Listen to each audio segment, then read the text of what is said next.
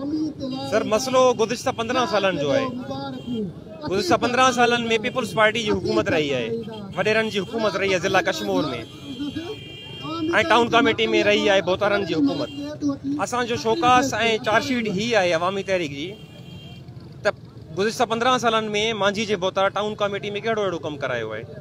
मांझी जे बोतार गटरन जा पैसा खाई हो, लाइटन जा पैसा खाई हो, लाइब्रेरी जो ॼाणायो आहे त टंगवाणी में लाइब्रेरी ठतल आहे, उहा लाइब्रेरी किथे आहे? असांखे ॾेखारे अची करे। हींअर वोट वठण ईंदो टाउन कमेटी जे लाइ, उहो असांखे ॿुधाए त लाइब्रेरी ऐं पार्क उन किथे ठाराया आहिनि, हुन रांदीकनि जो जेको स्टेडियम आहे उन्हनि किथे ठारायो आहे। तंहिंजे करे अवामी तहरीक सम्झे थी त ही जेका लोकल गवर्नमेंट इलेक्शन्स थिया आहिनि ऐं हिननि वॾेरनि बंदर बांड कई आहे, असीं उन्हनि खे रद्द था कयूं। तव्हां जो बाशूर अवाम खे रद्द थो करे।